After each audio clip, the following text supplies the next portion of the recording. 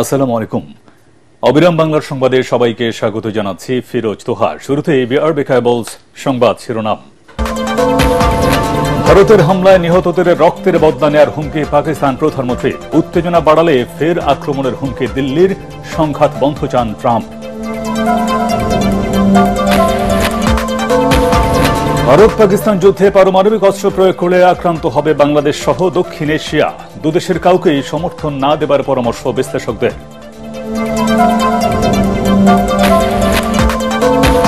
জুলাই আন্দোলনের ন্যায় বিচার হলে ভবিষ্যতে জালিমরা আর দেশে ফিরতে পারবে না। আজিমপুরে ব্যারিস্টার রাজ্জাকের কবর জিয়ারত শেষে বললেন জামায়াতের আমির।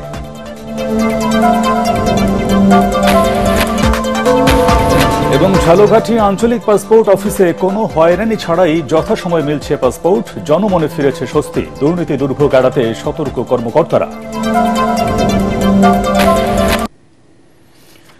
শুনছিলেন বিআরবি কেবলস সংবাদ শিরোনাম। এবারে বিস্তারিত। পাকিস্তানের আজাদ কাশ্মীরে ভারতের হামলায় নিহতদের রক্তের বদলা নেওয়ার হুমকি দিয়েছেন পাকিস্তানের প্রধানমন্ত্রী শাহবাজ শরীফ। গত রাতে টেলিভিশনে জাতির উদ্দেশ্যে ভাষণে তিনি বলেন, ভারত হামলা চালিয়ে বড় ভুল করেছে, তবে পাকিস্তান উত্তেজনা বাড়ালে আবারও আক্রমণের হুমকি দিয়েছে দিল্লি। চলমান পরিস্থিতি নিয়ে আজ সর্বদলীয় বৈঠক ডেকেছে মোদী সরকার।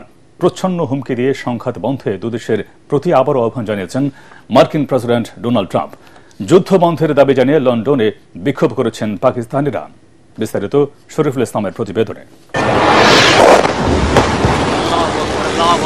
ভারতীয় সামরিক বাহিনীর অপারেশন সিন্দুর প্রথম অভিযান আর পাকিস্তানের পাল্টা জবাবের রেশ এখন বিশ্বজুড়ে। প্রতিবেশী দেশ দুটির সংঘাত ভাবিয়ে তুলেছে সবাইকে। হামলার পক্ষে বিপক্ষে আসছে নানা প্রতিক্রিয়া। ভারতের ক্ষেপণাস্ত্র হামলার প্রতিশোধ নেয়ার হুমকির মধ্যেই আবারও পাকিস্তানের পাঞ্জাবে ভারতের একটি ড্রোন হামলার দাবি করেছে একটি সংবাদ মাধ্যম। ভারতের ক্ষেপণাস্ত্র হামলার জবাব দিতে পাকিস্তানের সামরিক বাহিনীকে অনুমোদন দেওয়ার পর রাতে জাতির উদ্দেশ্যে টেলিভিশনে ভাষণ দেন প্রধানমন্ত্রী শাহবাজ শরীফ। এ সময় তিনি বলেন, ভারতের আগ্রাসনের চড়া মূল্য দিতে হবে দিল্লিকে। এরই মধ্যে ভারতকে দাঁত ভাঙা জবাব দেওয়া হয়েছে বলেও দাবি করেন তিনি।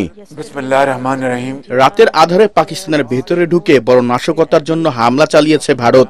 অতীতেও এমন হামলা চালিয়েছে তারা, কিন্তু সর্বশক্তিমান আল্লাহর কৃপায় আমাদের সামরিক বাহিনী এর হামলার দাঁত ভাঙা জবাব দিয়েছে। একটি পরমাণু শক্তিধর দেশ হিসেবে পাকিস্তানের শক্তি ও সামর্থ্যকে পুনরায় স্মরণ করিয়ে দিয়েছে। আমাদের সামরিক বাহিনী ইস্পাত কঠিন। ভারতের এই হামলাকে যুদ্ধের শামিল বলছে পাকিস্তান। তবে বর্তমান পরিস্থিতিতে উত্তেজনা বাড়ানোর কোনো ইচ্ছে নেই ভারতের। কিন্তু পাকিস্তান উত্তেজনা বাড়ালে ভারতের সামরিক বাহিনী বসে থাকবে না বলেও হুঁশিয়ারি দিয়েছেন দেশটির জাতীয় নিরাপত্তা উপদেষ্টা অজিত দোভাল। সংঘাত বন্ধে ভারত পাকিস্তানের প্রতি আবারও আহ্বান জানিয়েছেন মার্কিন প্রেসিডেন্ট ডোনাল্ড ট্রাম্প। হোয়াইট হাউসের ওভাল অফিসে সাংবাদিকদের বলেন, চলমান বিরোধ নিরসনে প্রয়োজনে দুদেশের পাশে থাকবেন তিনি। আমি দুই দেশকেই ভালোভাবে চিনি। আমি চাই তারা নিজেদের মধ্যে বিষয়গুলো মিটিয়ে নিক। ভারত পাকিস্তান এই সংঘাত বন্ধ করুক।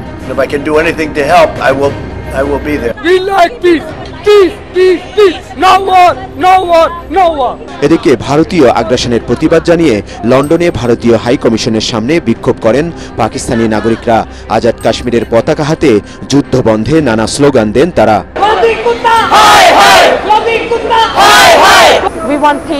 আমরা যুদ্ধ চাই না, শান্তি চাই। ফিলিস্তিনের সাথে যুদ্ধ চলছে, এখন ভারত ও পাকিস্তানেও তাই ঘটছে। এটি উভয় দেশের ক্ষতি। বেসামরিক ও নিরীহ মানুষের আর মৃত্যু দেখতে চাই না।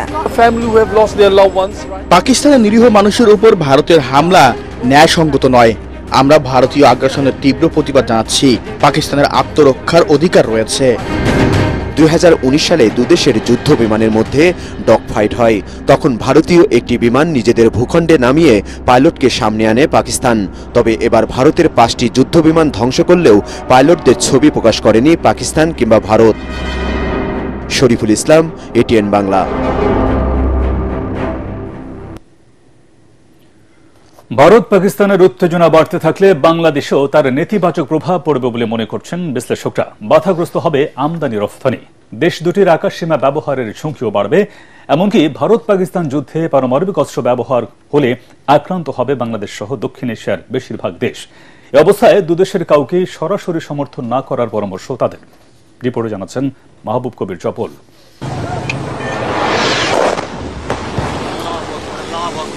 দুই পরাশক্তি ভারত পাকিস্তানের উত্তেজনা আতঙ্ক ছড়াচ্ছে দক্ষিণ এশিয়া জুড়ে। India has once again endangered the peace not only in South Asia but in the region. চিন্তার ভাঁজ বাংলাদেশের মতো রাষ্ট্রগুলোর।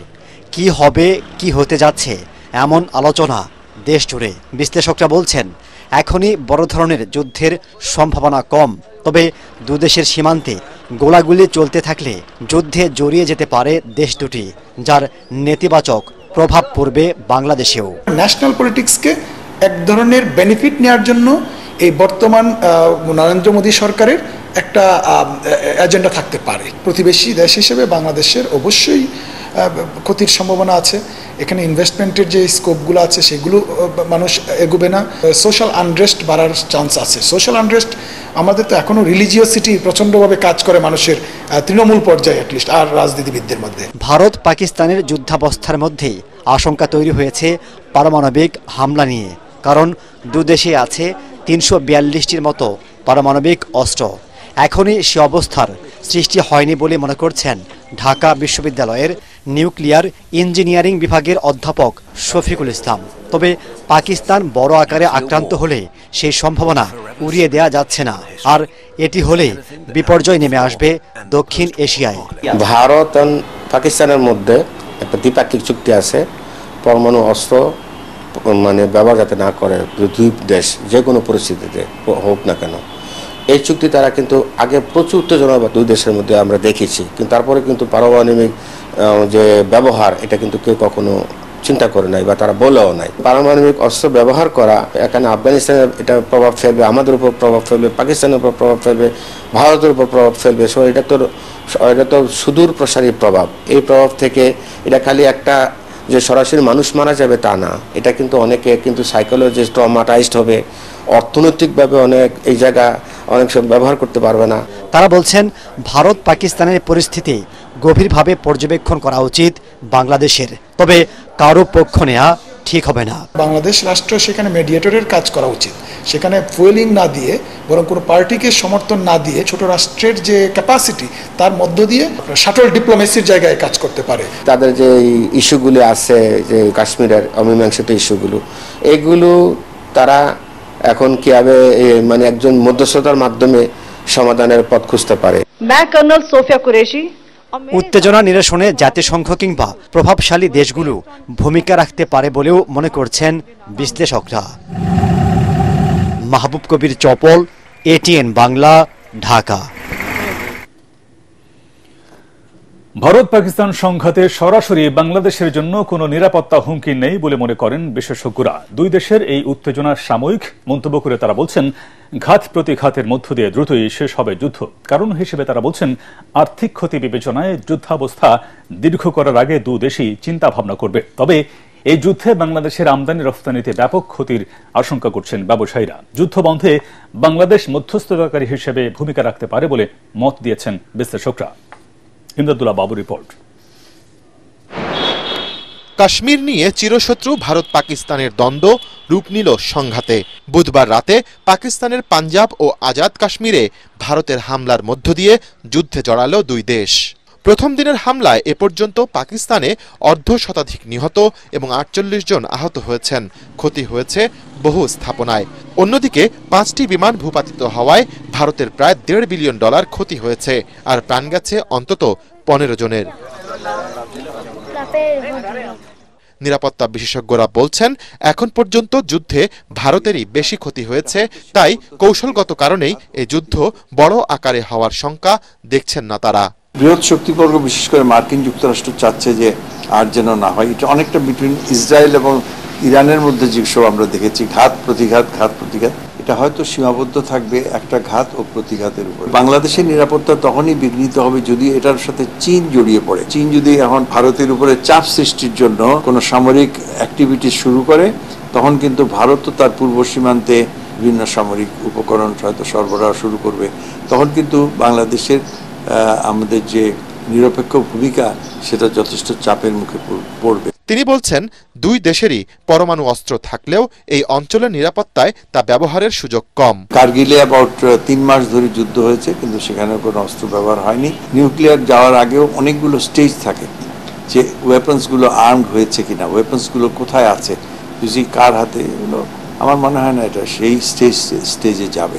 তাহলে উভয়েরই এত ব্যাপক ক্ষয়ক্ষতি হবে, যেটা কাশ্মীরের যে স্টেক্স, যেটা নিয়ে সংঘাত, তার থেকে বড় ক্ষতি হয়ে যাবে উভয় রাষ্ট্রের। ডাইরেক্টলি আমাদের সরকার প্রধান পাকিস্তান এবং ভারতের সরকার প্রধানের সাথে যোগাযোগ করে যে আমরা সবাই শান্তি চাই। এদিকে ভারত পাকিস্তান যুদ্ধের কারণে দুই দেশের আকাশসীমা এড়িয়ে চলছে বিভিন্ন বাণিজ্যিক বিমানগুলো। এতে এয়ার কার্গোগুলোর যোগাযোগ ব্যাহত হচ্ছে, পাশাপাশি সীমান্তে কঠোরতার কারণে ব্যাহত হতে পারে আমদানি রপ্তানি, যার প্রভাব পড়বে দক্ষিণ এশিয়ার আঞ্চলিক অর্থনীতিতে, বলছেন ব্যবসায়ীরা। ধরনের যুদ্ধ বিগ্রহ যদি চলে তাহলে অবশ্যই এটা কোনো না কোনোভাবে আশেপাশের দেশগুলি ক্ষতিগ্রস্ত হবে। আর সবচেয়ে বেশি ক্ষতিগ্রস্ত হবে যেই কারণে যখন এই ধরনের কোনো যুদ্ধ বিগ্রহ হয় তখন সীমান্তটা খুব কড়াকড়ি করা হয়, তো ফলে সীমান্ত দিয়ে যে বাণিজ্যটা হয় এই বাণিজ্যটাও তখন ব্যাহত হয়। আলটিমেটলি আমাদের এখানে নিত্য প্রয়োজনীয় দ্রব্যের একটা মূল্য বেড়ে যেতে পারে। দুই দেশেরই বন্ধুপ্রতিম প্রতিবেশী হিসেবে বাংলাদেশের জনগণকেও কারো পক্ষ না নিয়ে নিরপেক্ষ থাকার পরামর্শ দিয়েছেন বিশ্লেষকরা। ইমদাদুল্লাহ বাবু, ATN বাংলা, ঢাকা। ভারত পাকিস্তান চলমান সংঘাতে সামরিক হামলার নিন্দা ও হামলার শিকার মানুষের জন্য গভীর সমবেদনা জানিয়েছেন বিএনপির ভারপ্রাপ্ত চেয়ারম্যান তারেক রহমান। ব্যক্তিগত ভেরিফাইড ফেসবুক পোস্টে দুদেশকে আঞ্চলিক শান্তির স্বার্থে শান্তিপূর্ণ সমাধানের উদ্যোগ নেওয়ার আহ্বান জানান তিনি।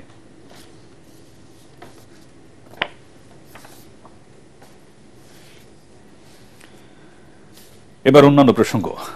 জুলাই আন্দোলনের ন্যায় বিচার হলে ভবিষ্যতে জালিমরা আর দেশে ফিরতে পারবে না বলে মন্তব্য করেছেন জামায়াতে ইসলামের আমির ডাক্তার শফিকুর রহমান। সকালে রাজধানীর রাজিমপুর কবরস্থানে সাবেক কেন্দ্রীয় সহকারী সেক্রেটারি জেনারেল প্রয়াত ব্যারিস্টার আব্দুর রাজ্জাকের কবর জিয়ারত শেষে সাংবাদিকদের তিনি একথা বলেন। এ সময় আমিরে জামায়াত বলেন, তারা যেভাবে অত্যাচারের শিকার হয়েছেন অন্য কোনো দলের সঙ্গে তা হয়নি। জামায়াতের নেতাদের ফাঁসি দিয়ে মারা হয়েছে, বিনা অপরাধে জেল খাটানো হয়েছে বলে উল্লেখ করেন তিনি। আমাদের গুনাহ না হয় হিমালয় পর্বত হলো, আলহামদুলিল্লাহ। আমাদের উপরে হাজার জাতের জুলুম, যেটা অন্য কোনো দলের উপরে না। সবার লোক মারা গেছে, কিন্তু আমাদের লোককে দফায় দফায় ফাঁসি দেওয়া হয়েছে।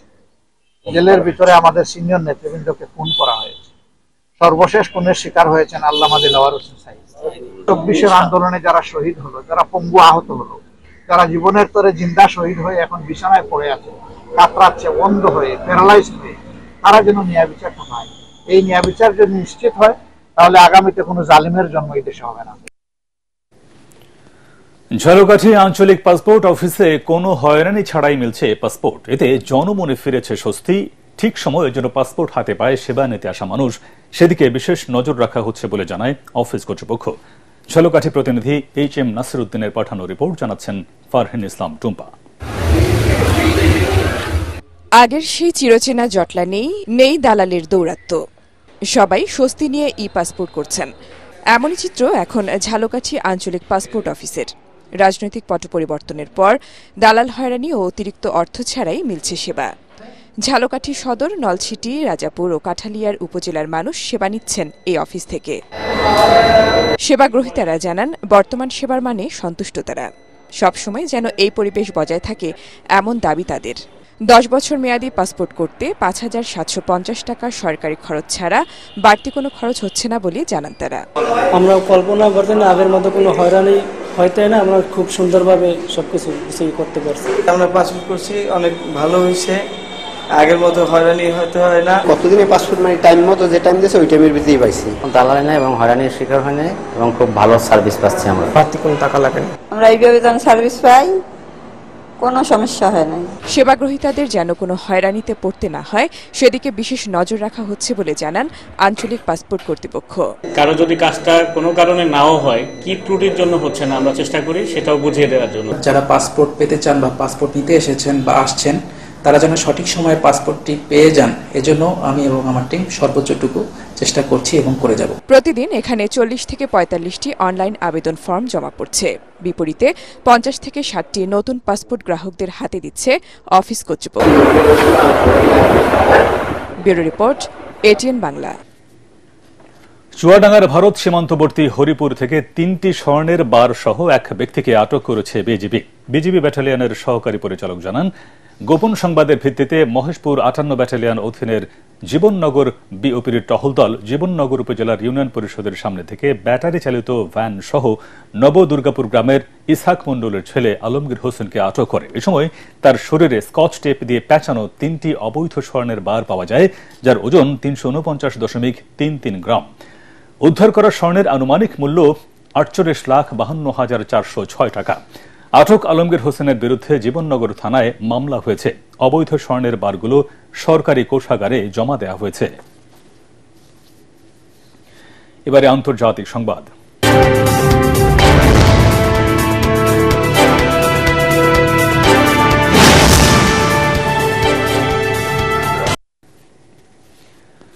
পারস্য উপসাগরের নাম বদলাতে চান মার্কিন প্রেসিডেন্ট ডোনাল্ড ট্রাম্প।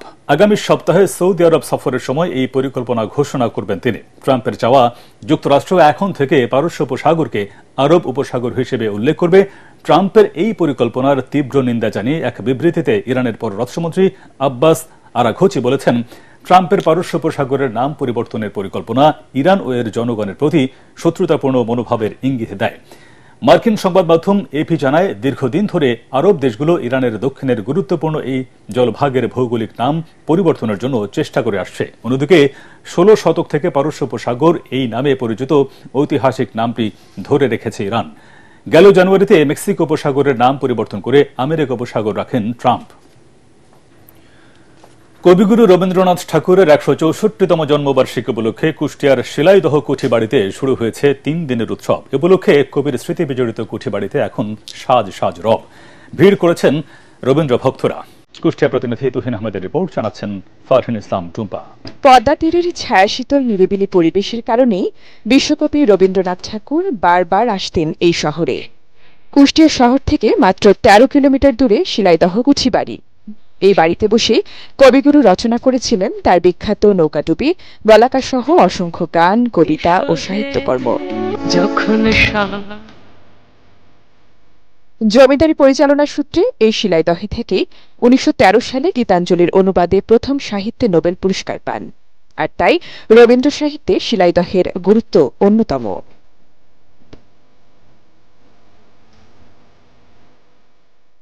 সারা বছরই এই কুঠিবাড়িতে ভিড় লেগে থাকে দর্শনার্থীদের। তবে কবিগুরুর জন্মজয়ন্তীর উৎসব রবীন্দ্র ভক্তদের মনে যেন আলাদা মাত্রা যোগ করে। এইখানে আসার ইচ্ছা ছিল অনেক আগে থেকেই, তো এবার সুযোগ পেয়েছি, একবার চলে আসলাম। এবং রবীন্দ্র মিউজিয়ামে গিয়েছিলাম, সেখানে তার ব্যবহৃত অনেক জিনিসপত্র আছে এবং কিছু ব্যবহৃত জিনিসপত্র দেখা যাচ্ছে সঠিক সংরক্ষণ করা হচ্ছে না, যার কারণে সেগুলো নষ্ট হয়ে যাচ্ছে। জন্মজয়ন্তীর উৎসব উপলক্ষে কুঠিবাড়ি ঘিরে নেওয়া হয়েছে বাড়তি নিরাপত্তা ব্যবস্থা। সমস্ত ক্যাম্পাস সিসি ক্যামেরার আওতায় নিয়ে আসা হয়েছে। এছাড়াও পুলিশ প্রশাসন এবং উপজেলা প্রশাসনের পক্ষ থেকে নিশ্চিত নিরাপত্তা ব্যবস্থা নেওয়া হয়েছে। আর আপনারা জানেন, এখানে আগত দর্শনার্থীদের যাতে সুপেয় পানি এবং টয়লেটের কোনো সমস্যা না হয়, এজন্য পর্যাপ্ত ব্যবস্থা আমাদের এখানে রয়েছে। উৎসব উপলক্ষে দর্শনার্থীদের সার্বিক নিরাপত্তা নিশ্চিতে ব্যবস্থা নিয়েছে স্থানীয় প্রত্নতত্ত্ব বিভাগ। Bureau report, AGN Bangla.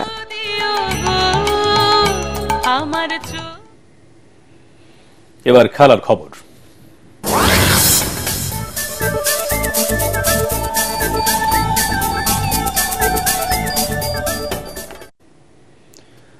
আর্সেনালকে 2-1 গোলে হারিয়ে উয়েফা চ্যাম্পিয়ন্স লিগের ফাইনালে পা রাখল পিএসজি। প্রথম লেগে 1-0 গোলে জেতায় 2 লেগ মিলিয়ে ফ্রেঞ্চ ক্লাবের জয় 3-1 ব্যবধানে। তাতে 2020 সালের পর আবারও ইউরোপিয়ান প্রতিযোগিতার শিরোপা মঞ্চে ফ্রেঞ্চ ক্লাবটি। আরও জানাচ্ছেন এসএম আশরাফ। প্যারিসের আকাশ জুড়ে যেন ফুটবলের এক অনুপম কাব্য রচিত হলো। সেই কাব্যে সুর মেলালেন পার্ক দ্য প্রিন্সেসের পিএসজি সমর্থকরা। যদিও গ্যালারি ভর্তি দর্শকদের হৃদয়স্পন্দন আর হাওয়ায় ওরা পতাকা দুলনি বন্ধ হওয়ার উপক্রম হয়েছিল ম্যাচের 4 আর 8 মিনিটে। তবে গোলরক্ষক জিয়ানলুইজি দোন্নারুমার প্রতিরোধ ভাঙতে পারেনি আর্সেনাল ফুটবলাররা। তবে নিজেদের ফিরে পেতে সময় নেয়নি পিএসজি। বল পায়ে খিচা কাভারেজকেই ছিলেন খোলা আকাশের বজ্রধ্বনি, আর রুইস পিয়ানো বাজানো নিখুঁত সিম্ফনি। তাতেই 27 মিনিটে এগিয়ে যায় স্বাগতিক দল। এরপর আর্সেনাল লড়ে হৃদয়ের সবটুকু শক্তি দিয়ে 64 মিনিটে গোলের সম্ভাবনাও জাগান বুকায়ো সাকা। তবে তার জোরালো শট আবারও প্রতিহত দোন্নারুমার হাতে। মনেই হচ্ছিল নিয়তির লিখিত নায়কই যেন প্যারিসের ক্লাবটি। আর তাই আবারও প্যারিসিয়ান জাদুতে নীরব হয়ে যায় লন্ডনের গর্জন। এবার ওসমান দেমবেলের সহায়তায় জালে বল পাঠান আশরাফ হাকিমি। 2 লেগ মিলিয়ে পিএসজি তখন এগিয়ে যায় 3-0-তে। গানাররা ক্ষণিকের জন্য হলেও ফিরে আসার সম্ভাবনা তৈরি করে যখন 76 মিনিটে লিয়ান্দ্রো ত্রোসার পাসকে গন্তব্যে পাঠান বুকায়ো সাকা। কিন্তু রাতটি যে শুধুই পিএসজির। আর তাই 31 মে মিউনিখের ফাইনালে নাম লেখা হয়ে যায় লুইস এনরিকের দলের। SM Ashraf, ATN Bangla. শেষ করার আগে বিআরবি কেবলস সংবাদ শিরোনাম আরেকবার। ভারতের হামলায় নিহতদের রক্তের বদলা নেওয়ার হুমকি পাকিস্তান প্রধানমন্ত্রী। উত্তেজনা বাড়ালে ফের আক্রমণের হুমকি দিল্লির, সংঘাত বন্ধ চান ট্রাম্প। ভারত পাকিস্তান যুদ্ধে পারমাণবিক অস্ত্র প্রয়োগ করলে আক্রান্ত হবে বাংলাদেশ সহ দক্ষিণ এশিয়া। দুদেশের কাউকেই সমর্থন না দেবার পরামর্শ বিশ্লেষকদের।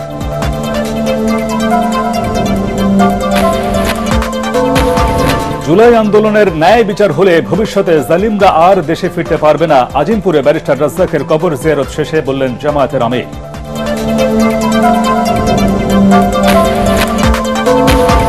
এবং ঝালকাঠি আঞ্চলিক পাসপোর্ট অফিসে কোনো হয়রানি ছাড়াই যথাসময়ে মিলছে পাসপোর্ট। জনমনে ফিরেছে স্বস্তি। দুর্নীতি দুর্ভোগ এড়াতে সতর্ক কর্মকর্তারা।